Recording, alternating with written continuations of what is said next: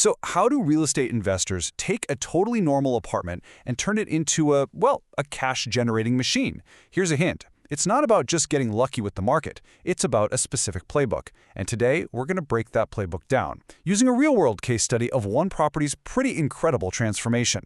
We're going to zoom in on just a single apartment unit. But the real story here is the result, a $700 a month rent increase. I mean, that's an extra $8,400 a year from one single apartment. The big question is, how on earth is that even possible? All right, so let's actually start at the finish line. After a really targeted renovation, this exact unit was renting for $1,600 a month. Now, depending on the city you're in, that's a serious price point. But, it definitely didn't start that way. Okay, now let's rewind the clock. Before this whole project kicked off, this very same unit, it was only bringing in $900 a month. That's a 77% jump in rental income. That is the kind of growth that you simply cannot wait for the market to hand you. You have to make it happen. So how do you bridge that massive $700 gap?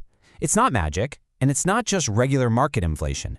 It's a deliberate, calculated process that's literally designed to force the property's value to go up.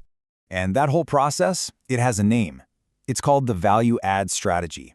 And it's an active, a hands-on approach that's all about manufacturing your own growth instead of just sitting back and hoping for it.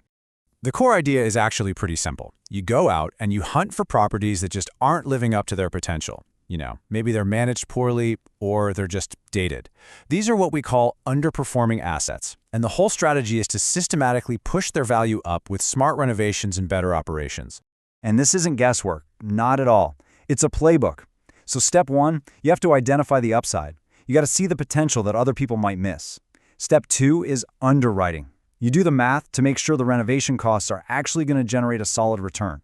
And only then, once the numbers work, do you get to step three, execution. That's where the plan becomes reality. So let's dive into that third step, the execution. This is the fun part. This is where the strategy becomes real, and you get to see a dated apartment turn into a modern, desirable home. So the starting point was this tired, underperforming property. It was getting lower rent because, it looked old. But here's the thing. That wasn't a problem. It was an opportunity. It was the perfect canvas for a value-add strategy. And here is the after. Look at that. The kitchen was completely gutted. We're talking new countertops, modern fixtures, stainless steel appliances. Kitchens and bathrooms, by the way, are where you get the most bang for your buck in renovations. Why? Because they directly impact how a tenant lives every single day. And the same exact strategy was used for the bathroom. Clean, modern, bright. Every single upgrade was chosen specifically because it makes the living environment better, which is what directly justifies a higher rent. And this is crucial. The upgrades didn't stop at the apartment door. Improving the outside and the common areas, that boosts the entire property's curb appeal and that community feel. It tells prospective tenants this is a high-quality place to live before they even step foot inside a unit. As the investors themselves put it, this was a full renovation. This wasn't just, slapping on a quick coat of paint. This was a top-to-bottom overhaul designed to fundamentally change the property's position in the market. Okay, so we've seen the physical changes, and they look great. But how does that turn into actual financial returns? This is where we get into what you could call the engineering of financial growth. That $700 rent increase has a name in the industry. It's called forced rent growth. And it's called forced because it wasn't a gift from a hot market. It was created. It was made to happen through deliberate action and strategic investment.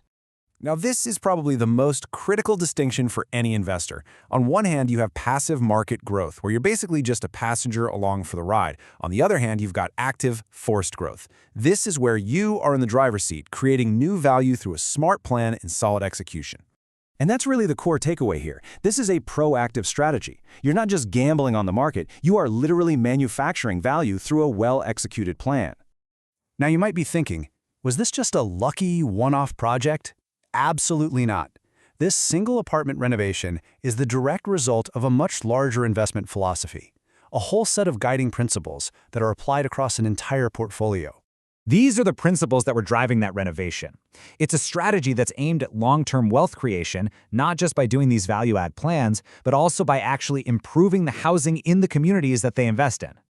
You see, this strategy isn't about flipping properties for a quick buck. It's a long-term mindset. It's focused on creating stable, high-performing assets that deliver sustainable value for everyone involved. for the investors and for the residents who get to call these places home. Ultimately, this whole investment philosophy operates on a kind of dual mission. Yeah, deliver strong financial performance for investors, of course, but also act as a responsible owner who creates better living environments for the people who live there. What a case study like this proves is that there is significant value, often just hidden in plain sight, trapped inside properties that are just underperforming. And it leaves us with a really powerful question. What other potential is out there, just waiting for the right playbook to come along and unlock it?